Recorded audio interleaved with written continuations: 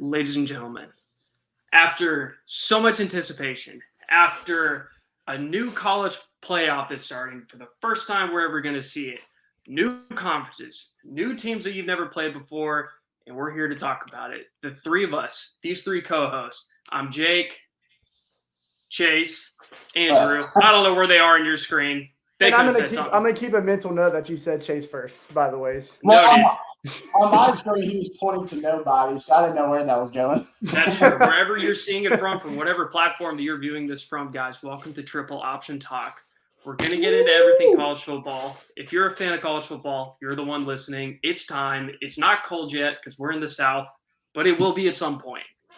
But it's time to get into it.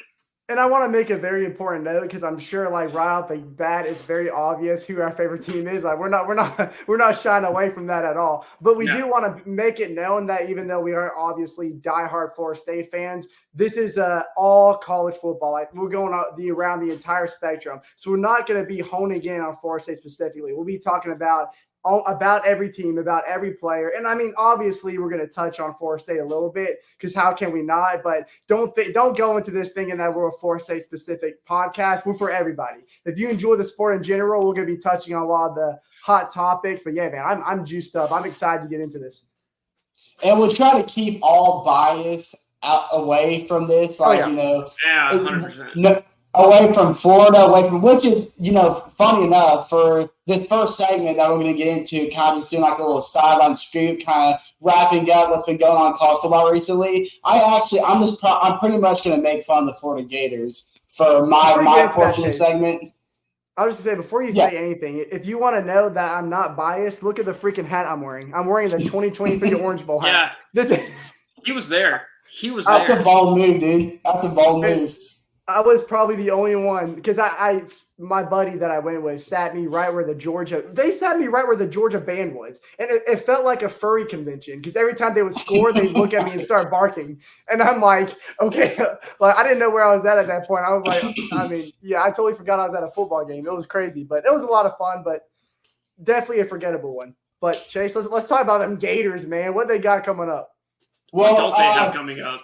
Well, that's glad you said that, Jay, because one of the big things that's being highlighted as we're heading to this new season is what the crap has happened to the SEC. Because if you thought the SEC was stacked enough, well, over this offseason, they officially completed the transaction, moving Texas and Oklahoma from the Big 12 to the SEC because why not?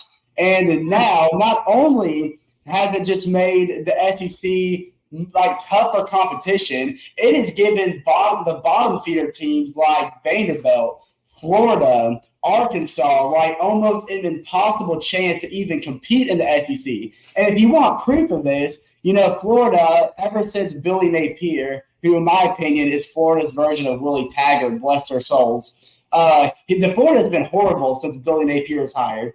And he is on the hot seat, and if you don't think he's going to get fired this year, then let me change your mind. These are all the ranked teams that Florida has to play this year. They start off with number 19 Miami. Week 6, they got number 15 Tennessee. Week 8, number 1 Georgia. Week 9, number 4 Texas. Week 10, number 13 LSU. Week 11, number 6 Ole Miss. And Week 12, number 10 Florida State. So that is the final 4 weeks of the season. They are playing top 15 teams. As it stands right now. I'm trying to count it on my fingers. I know that episode like a SpongeBob when Mr. Krabs like dropping all the cuss words and like SpongeBob's hands. Has like this many fingers. That's what I felt like right there. It's ridiculous. I don't even know how you stumble across a schedule like this. I mean, you're realistically looking at Florida walking away with this season, like you said, coach in the hot seat. I think is white hot at this point. And I think he probably knows, like, we're going to go in here guns a-blazing because at your ceiling schedule, you're looking at 3 wins. And that's not a stretch. 4 if you're lucky. To me, they'll be lucky to get 4. To me, they're lucky to get 4.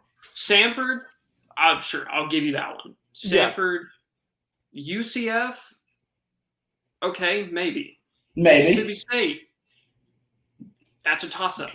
That's about the only unranked SEC team they play. I don't think they're beating Kentucky. Don't care if they're unranked. And then literally, I know I just started naming teams that they're going to play, but I'm out of teams that are unranked. Everybody else is in the top 20. Mm-hmm. The top 20. So, I was going to say, Jake, you make a good point and the thing that sucks about being a Gator fan right now is, like you said, they got to tackle all 7 of these teams that's in the top 20. Those games are going to be hard to win in general. But then you look at the unranked teams, they got teams like UCF, who now, for those who don't know, have KJ Jefferson, Arkansas's former quarterback, out of the transfer portal. So I wouldn't even call that a winnable game for Florida. That is a big trap game because UCF is on the rise, especially with all the new coaching changes that they made in the recent years. So, like you said, a possible ceiling for Florida could just cap off at 4 wins. I'm going to give them the benefit of the doubt. I think they're going to get 2 major upset wins. I think they finish the year 5-7.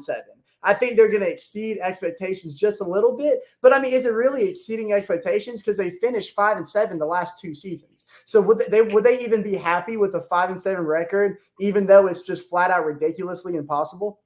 I mean, do you remember when the Cleveland Browns in the NFL couldn't win a game?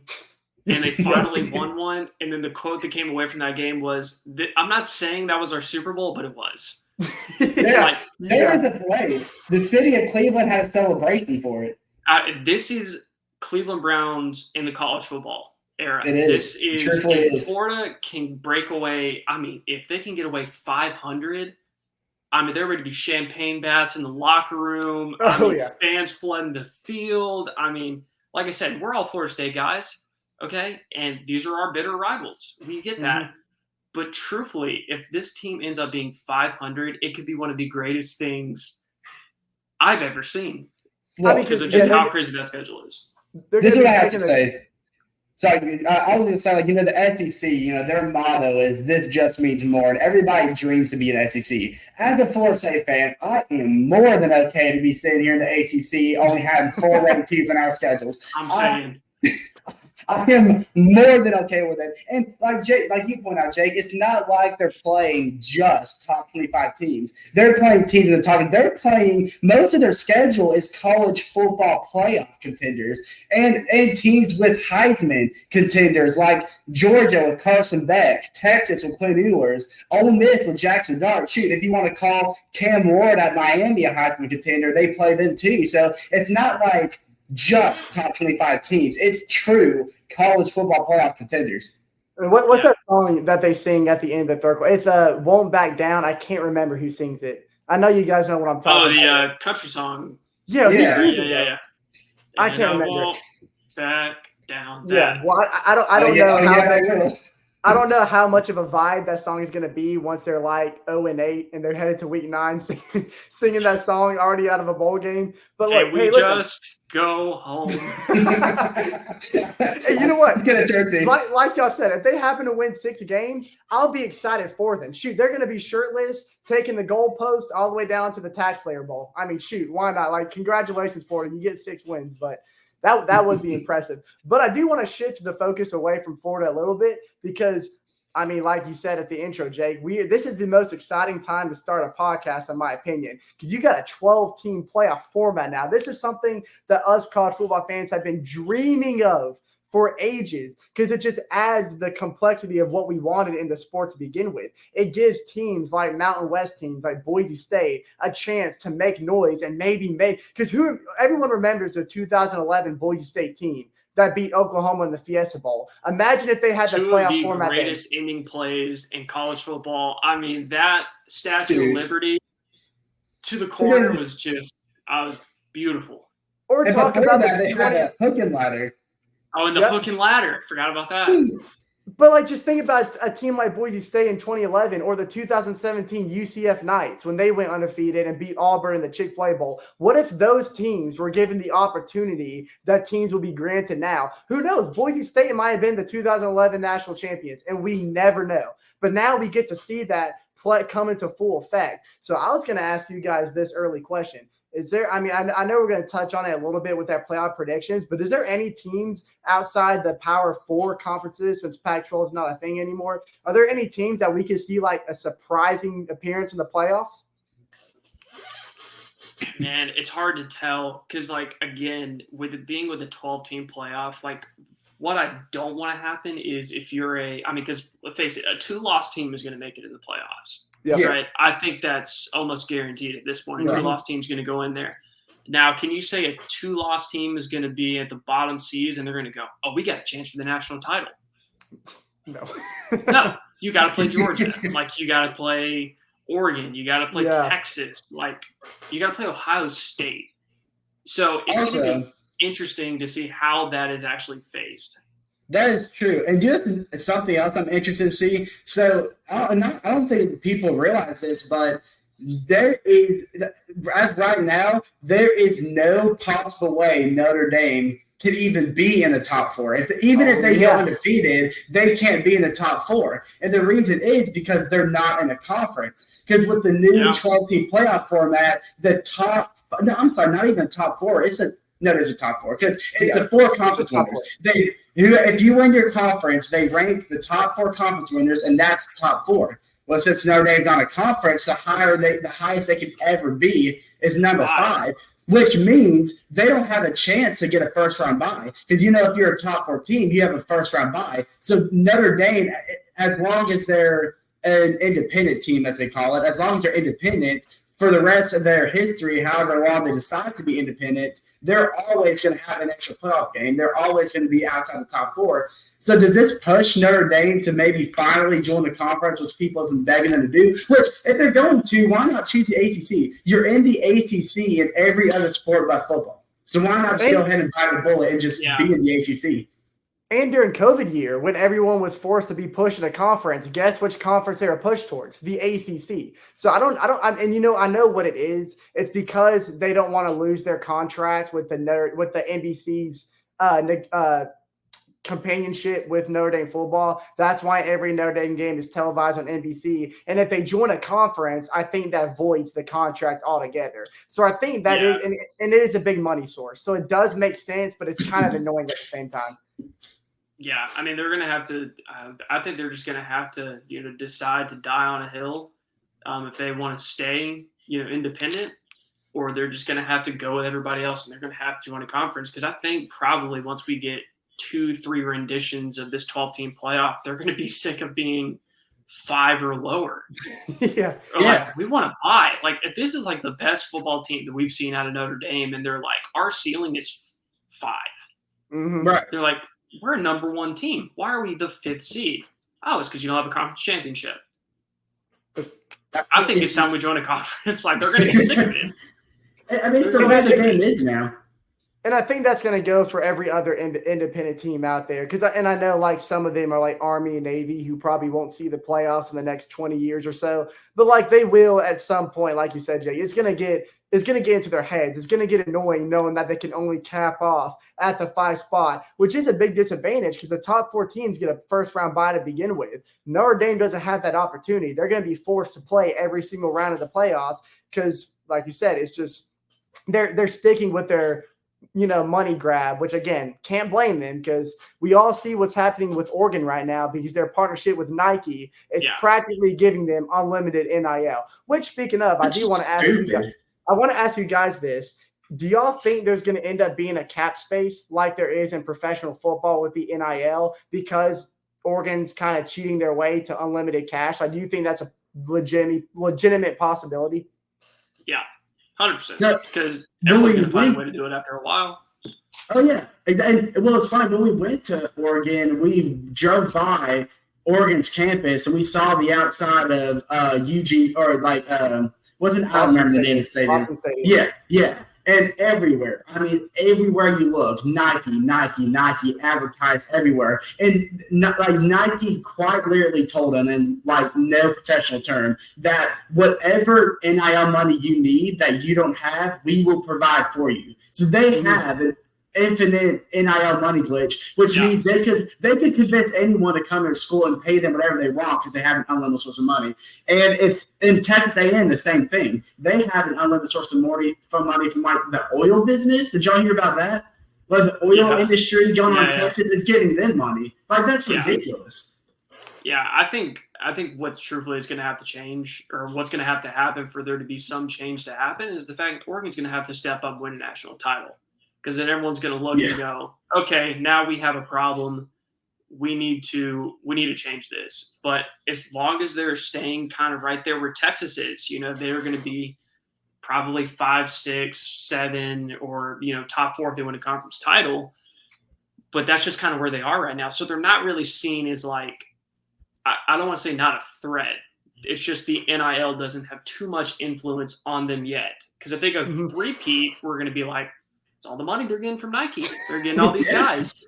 Time to cut this thing off. But as of right now, it's not happening. So, well, while I'm on the topic of Oregon and if they have a chance to win a championship, how about we go ahead and hop into our next segment and reveal our playoff brackets, our personal ones, and we'll see if does Oregon have a chance to win a championship, or what other teams do we have winning the conferences, and most importantly, what is our sleeper teams that might be in the bottom of our bracket that could have a chance of winning the championship. So who wants to lead? Also, starting off, we're just going to reveal our top 4, kind of the conference winners, kind of discuss that a little bit, and then as we go, we'll slowly start to reveal the rest of our bracket.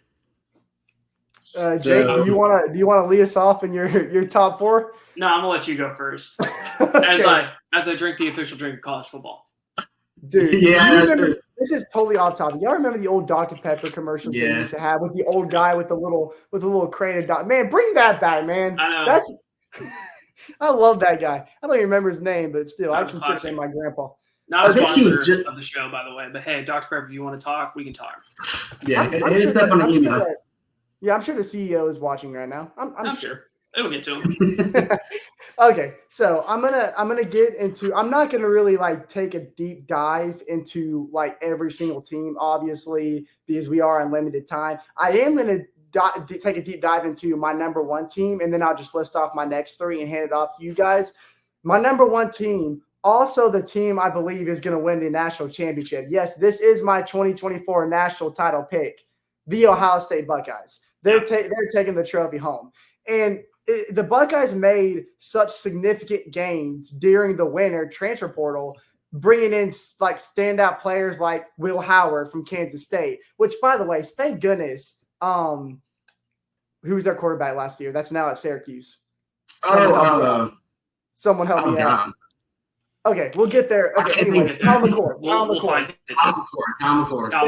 Thank goodness Kyle McCord's not there anymore, because Daddy can't tell you to be the starter anymore because you suck, buddy. I'm sorry. Go play for the Orange and win 6 games. And they also got running back Quentin. Shots at Syracuse. Yeah. Quinshon Judkins. Powerful running back, one of the most elusive running backs in college football last year. And they also got defensive back Caleb Downs. A huge guy from Georgia that never got. You're going to hear that name a lot this season. Yes, you're going to hear that name. It's going to haunt you in your nightmares. Easy. SEC freshman of the year at Alabama. Yeah, and I said Georgia, and I meant Alabama, but thank you for correcting me. And they also have returning stars like running back Trevon Henderson, which that's going to be such a powerful 1-2 punch with their running back room. And then they have the 5-star freshman receiver, Emeka Ibuka. I think Emeka Ibuka is the proper name to say that. But further prospects have already been comparing him to the likes of Calvin Ridley, to the likes of Devontae Smith. That's who's been compared to already. And we haven't even seen him play a snap of football. And this is what I mean right here. The thing that Ohio State was genuinely a very good team last year. They weren't good enough to beat teams like Michigan, even though they were cheating. They weren't good enough to beat teams like that, mainly because they didn't have a solid rock behind center at quarterback. Kyle McCord, he was a check down guy at most. He didn't have the arm strength to complement those deep threat receivers. And with Emeka Ibuka being one of the best deep threat receivers heading to college football, you pair him up with a deep arm guy like I said Will Howard. It is Will Howard. Sorry, I'm all it's Will Howard. Will Howard from Kansas State. He led I think he did lead the Big 12 in passing yards. I'm going to have to check my sources. But imagine how much more damage he's going to do with deep threat receivers like Emeka Ibuka. And Ohio State, I know you got new teams coming into the Big Ten like Oregon, but listen, Ohio State's running away with that conference. Michigan, this is not your year. Your three-peat on Ohio State ends right now. But moving on to the other teams, I got Texas. Not too much to say about that. They got a strong roster. Quinn Ewers, possibly the Heisman favorite heading to the season. They got a favorable schedule because even though they're in the SEC, they don't play all the tougher teams like Florida does. And then they have defensive strength, one of the best secondaries in all of college football. And then moving on to my third team, the UGA Bulldogs. Georgia, returning players like Carson Beck. Yeah, not a shock. Arguably could have won the Heisman Award last year, might get his chance this year. Georgia, I do think they're going to take a little dip from last year. I think they are going to drop the SEC championship game again, this time to Texas. But Georgia, they'll get their respective spot at third. And then coming in at number 4, my ACC champs, my Florida State Seminoles, I think are going to snag that 4th spot. I think, and listen, Paul Feinbaum, whatever your old bald head, whatever you're doing right now, I saw what you said. I saw that you were mad that Florida State made the top 10 in the AP polls. I know you said we were crying over last year's playoff miss, but listen, this is a new year, man. And you can say all you want about Jordan Travis not being there anymore. I think this is the best system that DJ's been in throughout his entire career. This isn't going to be the same DJ we saw at Clemson. This isn't going to be the same DJ we saw at Oregon State. This is going to be the best version of himself, and I think Florida State goes 11-1. I think our only loss comes to Notre Dame, and I think we take the ACC. And y'all guys can name y'all's top 4, and I'll get to the rest of mine. Chase, you want to go? You want me to go? Yeah, I can go. Fire away. So different, Andrew. I'm going to say mine is definitely different. As you had Ohio State number 1, I actually have Georgia number 2. We're going to get into the personal Heisman picks later, but Carson Beck, obviously, he's a top 3 favorite, maybe even top 2 favorite to win the Heisman. Did you mean Georgia at number 1? You said Georgia at number 2. I meant Georgia number 1. Yeah, I'm sorry. Okay. I was like, yeah. I was going to let it ride. I was just going to let it go for it. Georgia number 1. And you got to remember they have Trevor Etienne, the brother of Travis Etienne, who transferred from Florida to Georgia, and they have Mikael Williams on the D line and Malachi Starks, who are both ranked in ESPN's top 100 plays. And, I think, obviously, as stacked as the SEC is, I think Georgia's going to scratch away with maybe 1 loss, most likely 2, but either way, win the SEC, I think, deserves a number 1 spot. Number 2, right behind them, it's a dominant Ohio State. You said it all about them. Ryan Day is going to take them back to the playoffs. But number 3, that's where I have the Florida State Seminoles. And that's solely on what their record's going to show. I see their hate mine. For Florida State, I see our ceiling being undefeated. I think we can be undefeated, and at the most, it'll just be 1 loss. Because I think we can beat teams like Notre Dame. I think we'll beat Notre Dame. I think, personally, if we lose to anybody, it might be Miami because it's on the road, and they have Cam Ward, who might be the best quarterback in the SEC. But nonetheless, Florida State will win the SEC. And number 4, you left out the Big 12 champs. It's got to be Oklahoma State with Ollie Dorn III, who has a big chance of winning the Heisman. Oklahoma State at 4. You realize it's the conference winners. No. You got this wrong. It's not the top 4 teams are the conference winners. The conference winners get an automatic bid in the playoffs. That doesn't mean they're going to finish in the top 4. That doesn't change my reasoning. Oklahoma State, I think Oklahoma State has all it can take to go undefeated. Ollie Dorn III might win the Heisman. They have one of the best offenses in college football. Why all you want, but you heard me correct. The Big 12 champs, Ollie Dorn's going to have 2,000 rushing yards, maybe 2.5, 25 touchdowns this year, which tops his numbers from last year, and you will see the Cowboys riding their high horse into the top 4. You remember when Desmond Howard said Texas A&M was going to be in the national championship? Yeah, I do remember that. We just had version 2.0 just happened, ladies and gentlemen. It might be my Desmond Howard moment, but I'm not going to say it. Oklahoma State's in my top 4.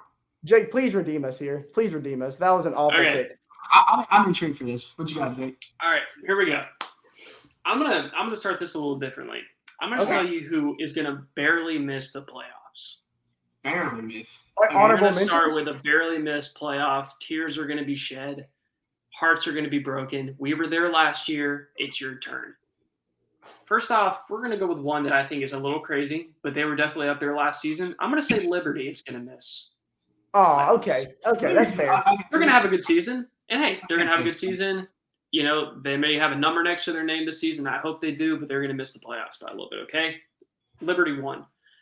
Number 2, I got Ole Miss. Ole Miss is missing it. Wow. Jackson Dart, hey, wow. Look, Jackson Dart, you're my guy, okay? You know, shout out to you. I just think if Ole Miss does not have a good year, okay, it's not going to be at the fault of Jackson Dart. But at the same thing, if they have a great year, it's going to be because of Jackson Dart. Okay, I think he's the backbone of this team. I think he's got a great coaching staff. I could see him going very far. I just don't see the team making it that far. And then this is a little of a spiteful one. Okay. Number 3, Michigan. You ain't making it. Get the heck out of here. Oh, all right. Thank you. I think, and look, if you're a Michigan Wolverine fan, okay, look. I think the word new is going to kill you this year. Mm-hmm. New head coach. Okay, yeah, he was on the staff beforehand. Okay, but not as a head coach. He has to come with a little bit more authority now. And even the games that he did head coach, Jim Harbaugh was probably sitting in the bleachers. You know, I mean, they cheated the majority of the season. Why can't we just assume that they cheated then? I'm just saying. Anyway, Fair. That's fair. Those are the 3 teams that I have missing. Okay, find me on it if you want. But right now, number 1, I got Ohio State Buckeyes. My man, Jay, let's go, buddy. Top. They're going to be at the top. I mean, I don't think there's any person that's going to argue the fact that they're going to be the number 1 team in the nation, if not the top 4 team in the nation. 100%. Then I got Georgia. Okay, got Georgia. The next 2 are questionable at best. Watch yourself. And this is going to be Watch yourself. If the man can pull it off without touching the transfer portal, I have Clemson. Clemson win the ACT. There's a chance. Now, and here's the only reason why I'm saying there's a chance. You know, I don't hate it. I don't hate it. There's I really a reason don't. I'm saying there's a chance, and we all know Dabo the same way that we've always known him. Yeah, they've had a rough couple of years, but he is a developer. He can take people and really give them their full potential. And I think that they have a staff and they have a roster this year that they could develop some guys that they could show out and they could be at the top again. They could be back in the national championship conversation. It's 100% possible. I'm hearing you out. 9-3. 9-3. That's where Clemson finishes. That's their floor. 9-3 is their floor, but their ceiling is higher than that. I think their ceiling is higher than that. I think, and not by much. I'm going to say they dropped 2 games. But like I said, we're talking a 10-2 team. That's a playoff bid. Yeah, okay? They're in the conversation 100%. Then I got Texas. I fully believe Texas is really going to come into their own. I think Texas has been quiet for quite some time. Yep. I think it's their time to step up. I think they're really going to run the SEC this year.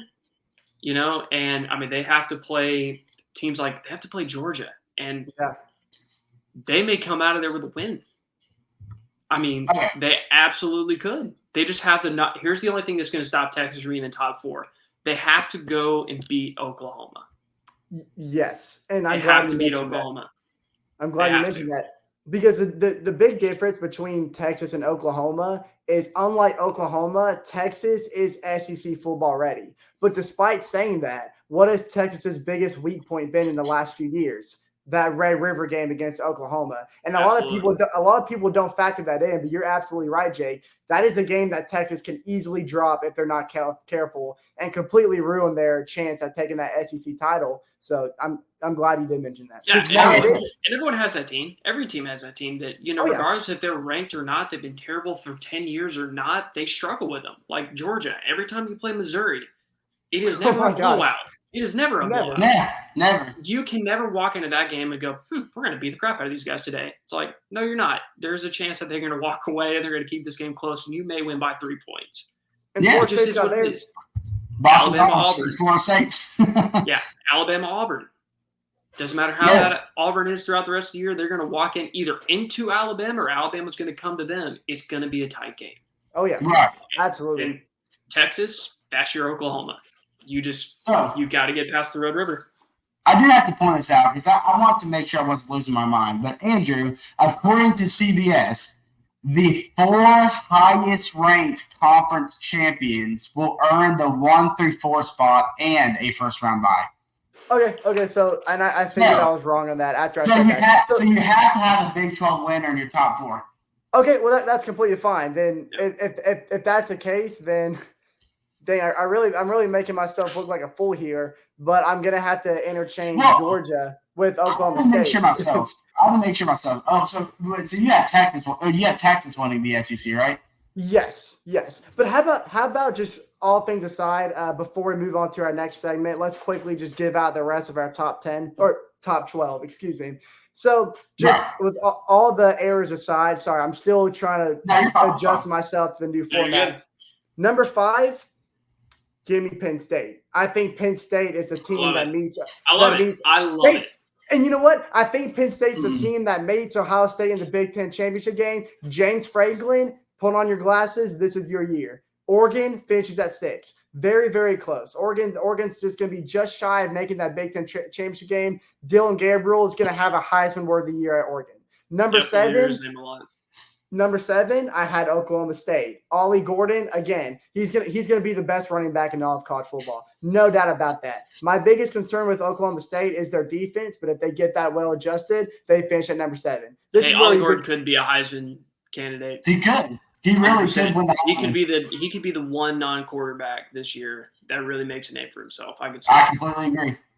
And number 8, Jake, this is where we disagree. I have Ole Miss at number 8. I think Jackson Dart is going to be the guy you say he's going to be. And I think with Ole Miss and all the transfers that not Lincoln. What's his name? The head coach. Lincoln Riley. No, not Lincoln Riley. Chase. No. Are we talking about Ole Miss? Yeah. Thank you. Yeah. As crazy as Lane Kiffin is. Talking about for a second. Yeah. As crazy as Lane Kiffin is, the amount of transfer that he's brought into that program, they're well equipped to finish in the top 10. Number 9, give me Notre Dame. This is Marcus Freeman redemption of the teardown they had last year. And I think now that they got Riley Leonard from Duke behind center at quarterback, this is their time to make the top 10. I know it's lower than everyone's what they expect from Notre Dame, but I think Notre Dame's going to drop a couple games that they should win. Number 10, give me Alabama. I know all the allegations about Frank DeBoer and how they think the shit from Nick Saban is going to be too much for them to handle, and there's too many question marks. But people are forgetting who they have behind center. One of the greatest quarterbacks, one of the most underrated quarterbacks from last season that arguably could have won Heisman. The fact that he wasn't even a finalist blows everyone's mind. You saw the spectacular plays he made down the stretch, especially in that Iron Bowl game against Auburn. Number 11. Ridiculous. Number 11, and this is going to be insane to some of you guys. Give me Arizona finishing at number 11. Brent Brennan, their quarterback from last year, one of the most slept-on guys of all of college football. And they have returning receiver Torrey McMillan. Again, one of the most slept-on receivers in college football. Both returning, and that's going to be a key factor for Arizona. Number 12, my Mountain West Conference winner, my sleeper to make the playoffs, give me the Fresno State Bulldogs. Fresno State has effective coaching transition. They made a lot of good coaching changes during the offseason. They're experienced, and they've got a lot of talented players on their roster, a lot of juniors and seniors, and they've got a very favorable schedule with a couple of key matchups that's going to boost them up to the top 12. All right. So I'm gonna quickly run through my little bit just so we can keep good pace. But Andrew, I have some problems with your list. There are 2 teams that you left out that kind of aggravating. So number 5, I have the runner-up for the SEC, which is Texas. I think Georgia and Texas are going to be in the SEC championship. Of course, Quinn Ewers, almost led the Longhorns to a title last year, but their O-line just got better, so that will probably go hand in hand and make Quinn Ewers better. Number 6, we got the same. I got Dylan Gabriel and the Oregon Ducks going to number 6. Number 7. I have Ole Miss making the playoffs as well because, of course, Jackson. And the thing is, I think this is with the 12-team playoff format, this is Lane Kiffin's best chance to prove, not only to himself, but to the college football world, that the Ole Miss Rebels are not only just a contender for the SEC, but they can be contender for the national championship as well. Lane Kiffin needed this 12-team playoff format because it's just a lot trying to battle and win that SEC with the 4-team format. But number 8, I have Notre Dame. Riley Leonard is loving his time with Notre Dame right now. They are having a blast. They bolster that O-line and defensive line. They're going to have one of the best defensive line in college football. Number 9, I have Alabama as well. The loss of Nick Saban is going to keep them out of the SEC championship. I think Alabama goes 9-3 here, but again, with the 12-team playoff format and with the tough SEC set schedule, 3 losses is still enough to make the playoffs, and Alabama's going to be the bottom tier. Number 10 is a team I can't believe you left out. Are you forgetting who's returning this year in the Big 12? Excuse me. With I'm playing his name, 6-year senior. He's a 6-year senior this year. Got injured last year. Cam Rising at Utah. You got to remember his original senior. That was underwhelming. Very underwhelming. His original senior year at Utah, he was one of the best quarterbacks in college football. Almost led Utah to a Pac-12 championship. Of course, he was supposed to be that again last year, but got injured, of course, season-ending injury. He is going for a redemption year this season. I think he leads Utah to the Pac-12 championship, but loses to Oklahoma State and Ollie Gordon, but still has 2 losses at most, and they're going to be a bottom-tier team in the 12-team format. But of course, if Cam Rising stays healthy, that is the big if. But I'm betting that he does. That is right. That's a big if. And then number 12, the highest ranked Group 5 championship is actually a team on Florida State's schedule this year. Mike Norvell's Memphis Tigers. Okay, so this is a quarterback that a lot of people don't know of, but that is Seth Hagen, who was the 4th highest completion yards out of any quarterback in college football last year. Had over 4,000 yards, and that was with the help of receivers Rock Taylor and Demir Blackmersme. I think that's how you pronounce his name. I'm going to call him Demir because that's how I know how to pronounce. They're going to win the American Conference, go not undefeated. They're going to lose to Florida State. That's a non-conference game. That doesn't really hurt them particularly. But either way, they're going to win the American Conference with 1 loss, that being to Florida State, and they're going to be in the playoffs. All right. It can happen. And look, I'm going ahead and say this now, that I'm looking at Ole Miss's schedule, okay? And it's brutal. It is. I'm going to disagree on the fact that I think a 3-loss team makes it into the playoffs. I think a 2-loss team at worst is – if you lose more than 2 games, I don't think you should be in. Okay. Out of everyone that's there, I don't imagine that a 3-loss team is going to be there. But I think Ole Miss is going to drop at least 3 games. I mean, they have to play LSU. Okay, that's a tough game. That's a game I think they win. Where is it played? Is it at LSU? Oh yeah, it is at LSU. That's a tough game. Then you have Georgia. Got to play Georgia this year, and they're at least it's going to be a home game for Ole Miss. But they have to play Georgia. As strong as that team is going to be, as good as Carson Beck is going to be this year, he's going to be the front runner for the Heisman. Absolutely. That's going to be a tough game. And then they have to go at South Carolina. That's not a cakewalk. No. They have to go play Kentucky. Not a cakewalk. There are many opportunities for them to drop at least 1 more game. That's just me. That's the reason why. If you're sitting there, you can pick your jaw up off the floor. It's not a reason Ole Miss is not making the top 12. It's good reasoning. Here's the rest of mine. Yeah, let's hear it. This is going to be I want to see like an action-packed, just bunch of heavy hitters in the top 12. So I have Texas at 4. Okay. I have Kansas State at 5. I love that pick. You have Kansas State win the Big 12? I haven't won in the Big 12. Okay. This is the year the Kansas State, they played so good last year, and they were just so much fun to watch. I think that energy carries over. I think the wins just keep on coming, and I see them. They're going to climb really high, and they're going to play a big team. They're going to be number 5. Number 6. I got Florida State Seminoles. All right. Got him at 6. Okay. I was waiting for it. Maybe not as high as, what we would think. And I'm kind of hedging my bets here. And we're kind of keeping, a non-bias, absolutely. Our ceiling, undefeated. We could do it. It's not impossible. I think we drop a game. Yeah. I think we drop a game to either Miami or Notre Dame. Those are going to be two tough teams. I wish we were playing LSU so we could just kick Brian Kelly's tail one more time, but we're not. So it is what it is. But I think that's going to be one of the 2 games we're going to drop. Hey, so Jake, I have a question. For you real quick. So you had Clemson in the top 4. Does that mean you have Florida State losing to Clemson as well? Do you have Clemson winning outright and going undefeated in the regular season? And, I put it in there and I thought about that same thing. And I think it's either going to be Clemson's going to run with the ACC and they're going to win the championship, but we're going to have a good enough season. That may be one of the games that we drop. That may be the only game we drop. And we're going to get a bid back into the playoffs. Okay. I think Florida State could win and those 2 could swap. Clemson could be down at 6. Florida State could be at 3. I mean, I think there's too many variables and there are too many unknown things that we haven't seen yet. And we're going to see in Ireland when we play Georgia Tech. Yeah, we're going to see DJU in whatever form that he's going to be in. I hope it's the best form that we've ever seen. Watching some of the spring games and the practices. I mean, we got some studs.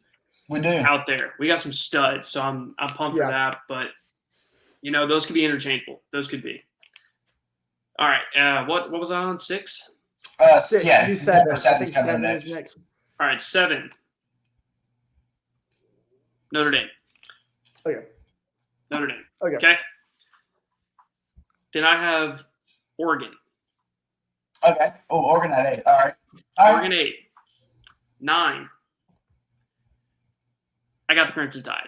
All right. I think they're going to have a good enough year to where they're going to make the playoffs. They're not going to be high. Again, I think people are saying, the whole Saban, switch is going to be not that big a deal. Not a lot of people are going to mention. I think it's going to be a bigger deal than what it is. I think it is too. People are underestimating. Those are probably the biggest shoes in college football to fill. So, he's coming from the Pac-12 to the SEC, which defensively is like night and day. Yeah. You have the Pac-12 having this team scoring 50, 45 points regularly. You're not going to see that in the SEC. So it's how is he going to transition into a much tougher defense? That's a question I'm interested to see answered. Yeah. Go ahead. Well, I was going to say that's the equivalent of, when you get old enough to move from the kids' table to the grown-ups table. That's pretty much what he just transitioned to. Yeah, you're here now. This is the SEC. This is a different brand of football. But, fortunately, Alabama, they got a winner. He was a winner. He's going to be a winner then. He was a winner now. Their ceiling could be a lot higher, but they could drop 3 or 4 games. I mean, it's just not out of the realm of possibility. Jalen Milroe is going to be the reason they made the playoffs. 100%. So they were at 9. 10, I got LSU. Oh, okay. I think LSU's going to have another good year. Then I got University of Miami. Wow, yeah. See, Miami, I left out. I think they're going to make it. I think Miami, again, Cam Ward, I think he's going to be the guy. I think he was the most sought-after quarterback, going to the NFL, then going to the transfer portal, and then hitting in Miami. I think everyone wanted them at some point. Yeah. I know we did. We tried. We gone for him before we landed on DJU, but I think he's going to be that guy. And then the last team, 12, Penn State. I got Penn State. Okay. So Big fan. Big fan of Penn State. I think. I don't know. James Franklin just hasn't proved to me that he hasn't even had a shot to win the Big Ten. That's what concerns me about James Franklin. He has not had a shot to win the Big Ten yet. He doesn't have to now. And I'm not going to lie, Jake. I wasn't expecting that. I thought I was the only guy that was going to have Penn State in their playoffs. So I'm glad somebody else agrees with me. No. That is a little comforting. But before we move on I was just going to say, before we move on to our next and final segment, the only thing that concerns me about Miami, Jake, is yes, they have Cam Ward. Yes, they have all those transfers. And now they've got a head coach who's got the team that he spent all summer building, and because last year, let's face it, it wasn't his team. It wasn't his thought out vision. But now he's got that vision programmed on the field. My only concern is, and we saw it last year and I know people might say that I'm overthinking this, I'm thinking about this too much. But pay close attention to what I'm about to say.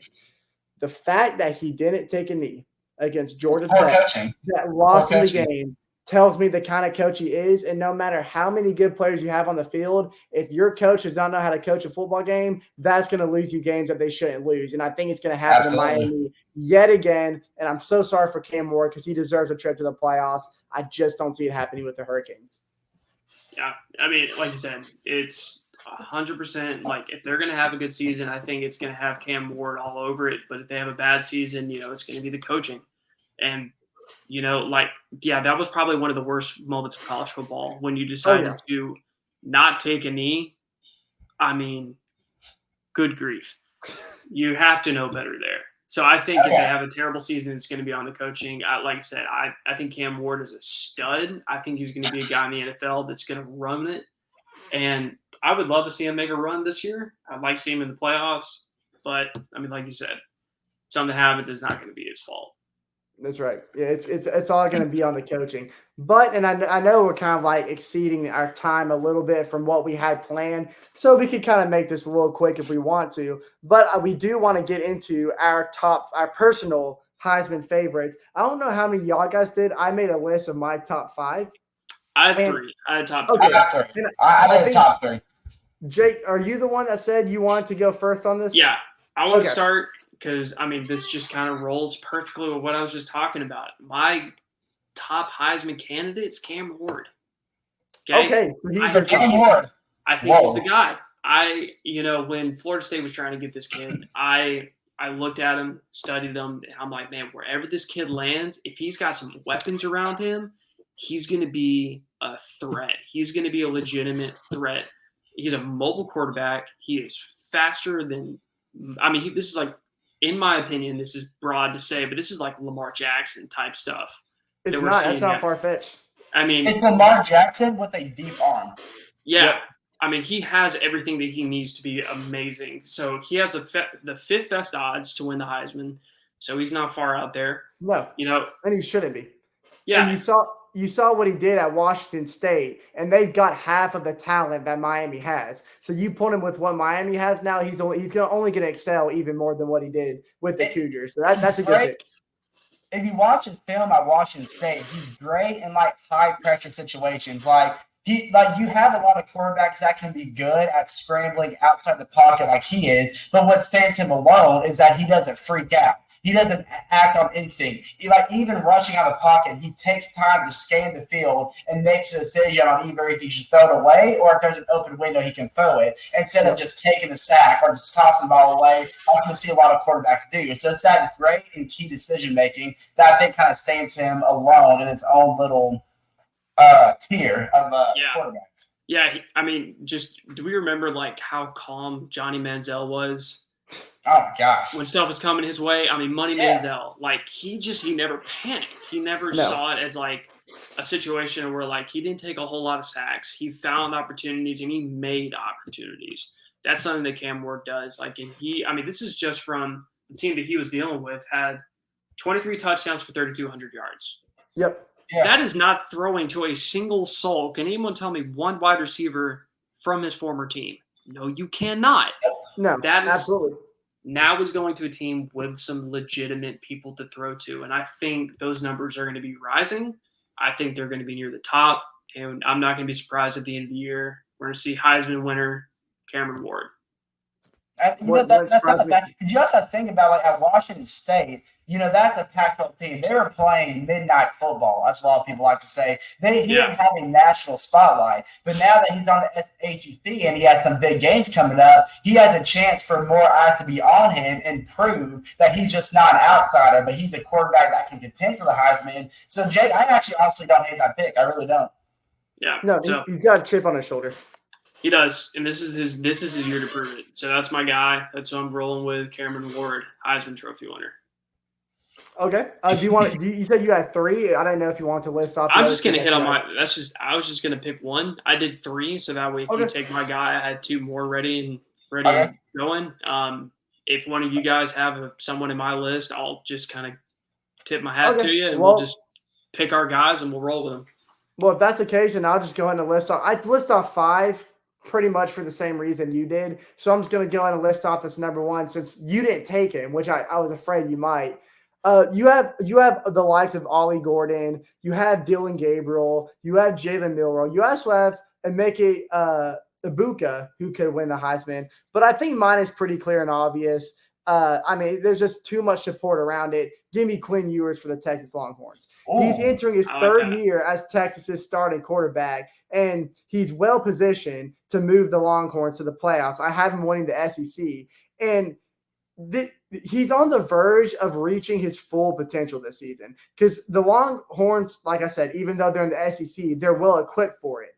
And he could potentially end the current 26-year drought because the last time Texas players won the Heisman was Ricky Williams in 1998.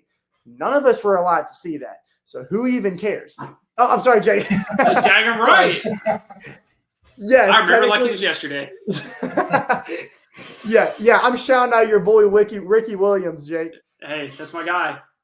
But yeah, and there's not really too much to say. We already kind of touched on Quinn Ewers when we were talking about Texas and our playoff picks. So I'm going to go on and pass it on to you, Chase. All right, so I'm glad that we all have different Heisman winners because Quinn Ewers was number 2 for me. And I didn't do – wait a second. I was just going to say, can y'all hear my chair squeak? Yes. Yeah, very much so. Okay, I'm sorry. I'll try not to lean back anymore. Go ahead, Chase. So, when I talked about the SEC championship, when we talked about a playoff bracket, I think it's going to be Georgia and Texas. And I think when we have that matchup, we will have the top 2 Heisman finalists going head-to-head where Georgia takes the reign. And that's where I have Georgia's quarterback, Carson Beck, win the Heisman. Yeah. And here's the thing about Carson Beck. So he finished with freaking amazing. You're right. So he finished with 3,941 passing yards and 24 touchdowns last year. And what not a lot of people remember is, do you remember how conservative Georgia was the first 3 weeks of the season, where it made Georgia fans angry? They were talking about what is this? Like, we'll let UAB play us in a close game when we should be dominating them, and it's because their offensive coordinator wants to start slow, wants to start conservative, and not have Carson Beck play his best football early. Well, if you look at Georgia's schedule this year, they can't do that. They can't play conservative. They have to have Carson Beck slinging right off the gate. And that's going to help Carson Beck's numbers skyrocket even more. I think he's going to surpass the 4,000 passing yards mark. He's going to throw over 25 touchdowns. He's going to help Georgia win the SEC, and he's going to build his video game stat numbers, and he's going to build his resume to solidify him as Heisman. And I think right behind him is a quarterback that's out to do the same, and that's Quinn Ewers. Because same reason, Texas can't be conservative like they were at the start of last year, other than the Alabama matchup. He has to be slinging right out the gate. And I think honestly, it's going to come down to Carson Beck and Quinn Ewers. Carson Beck's going to defeat Quinn Ewers. Georgia could win the championship. They could get their third championship in 4 years, and that's why Carson Beck won the Heisman Trophy. Yeah, no, you make a good point with how kind of conservative Georgia plays, at the beginning of the year. They got to start with Clemson. Yeah. And that's in Atlanta. That's not a cakewalk. That's not a give me kind of starting game. Like you got to come out firing. You got to come out and ready. Their first SEC matchup is Alabama. That was their first conference game is Alabama. Yeah. It's not like who they started last year. I can't remember what he was like, but it's not like an outsider like Mississippi State or Vanderbilt. No, it's Alabama. It's another true SEC contender. So, yeah, Carson Beck's got to be ready to go week 1, and that might help him bolster his number and get past that 4,000 passing yard mark, which very few quarterbacks have done. Yeah. And, go ahead. No, I was just going to say, and when a lot of people look at the Heisman list, they kind of look at it as a player-only award, which it is a player-only award. But the thing that makes a good player is, of course, a head coach. And that's what I pay a lot of attention to when making these picks. Quinn Ewers with Steve Sarkisian, Chase, Carson Beck with arguably now the greatest head coach in college football now that Nick Saban's retired. Don't say mine. Don't say mine. Kirby Smart, and that's why I skipped over you, Jay. Yeah, okay. Fair. Because I just don't think Miami has a good head coach. But Kirby Smart, the reason why he's already won 2 titles and is what seems like to be a short tenure at Georgia thus far is because he makes players like Carson Beck have the easiest job on the field, even though the quarterback is the most important job on the field. He's the playmaking ability as a Kirby Smart brings to Carson Beck's arsenal. It allows him to make confident throws because Kirby Smart knows how to move the chess pieces in the right direction, so to speak. He'll use Carson Beck to his abilities, but make it easier when he's throwing it down the field because the plays that he calls on the field, makes Carson Beck able to pick or what's the right word? I can't even think of the word that I'm trying to think of. It doesn't matter. Basically, what I'm trying to say is, think about like previous Heisman winners, like Jameis Winston. Jameis Winston succeeded because Jimbo Fisher's playbook allowed him to or complimented his play style the most. And then you got Marcus Mariota, same thing at Oregon. Even Derrick Henry, this goes for all players. You can look at it from a running back perspective. Derrick Henry got paired with Nick Saban. Nick Saban knows how to move the offense through the run game just as much as he does through the pass game. So expect the same thing from Carson Beck with a guy like Kirby Smart. And that's why it's so dangerous when you see teams like Georgia with a coach like Kirby Smart acquire 5-star quarterbacks, 4-star quarterbacks, because you already know the kind of player they're going to turn into. So yeah, Chase, it's a safe pick, but it's a good pick. Well, look at Kirby Smart's history at quarterbacks. Like ever since he's been in Georgia, he had Jake Fromm, Stetson Bennett. You can even say Brock Vandagriff, who's now possibly going to shine at Kentucky, and now he's he has Carson Beck under his wing. So yeah, just history proves that Kirby Smart has built up every quarterback to show the best of themselves. Yep. Yeah. No, he's definitely got everything that that guy needs, and hope he'll show up and he'll show out. That's how they do. That's how they do it over there in Georgia. That's their brand of football. And, yeah. They're going to have some tests this year. I don't think they're going to be the undefeated Georgia as we know them. But like I said, they're 100% going to be in the playoffs. I don't think anybody would bet against that. No. But yeah, at the end of the season, man, we're going to look and we're going to see, what teams stack up, who's going to be at the top, who's going to, come to the top with Heisman winners. This is the year for college football. This is the year to have a podcast for college football because this is going to be the craziest year that we have seen in a long, long time. Probably since the BCS was ended and now the playoffs started. Like, this is going to be this and more. So, Look, this is episode 1. Guys, everyone listening, appreciate you listening. Appreciate you watching. Oh, yeah. Listen to the podcast, like the video, subscribe to the video. There's going to be more. We're going to be here all season because there's going to be a lot to cover. Yes. Ladies and gentlemen, we appreciate y'all tuning in. Appreciate you listening. We'll be back next week. We're going to hit on – we got Florida State, Georgia Tech. That's your opening game in Ireland. So we're going to have a lot to talk about. And we'll have our shows airing every Friday. So you can consider us game day before game day. It's free game day for game day. This is gonna be game day before game day. We're gonna have our picks. They're gonna have our. They're gonna have their picks. We're gonna talk about stuff they're gonna talk about. It's gonna be awesome. Maybe if we get to go to a Florida State game this year, we could do a live podcast. That would be crazy. Hey, listen, that would be cool. The possibilities are endless. We're also going to post some small content on our social medias like Instagram, and we'll plug all that in the description of this video so you guys can find that if you guys would like to. But yeah, I mean, like Jake said, this is the most exciting time, most excited I've been for a season probably since the BCS era came to an end. But yeah, man, so I'm excited. So Jake, if you want to close us out, man. Cool. Everyone, appreciate you watching. Appreciate you listening. Like, subscribe, follow us for more stuff. And we're going to be back here next week talking about the same old thing. This is Triple Option Talk. Peace up, A-Town. Next week.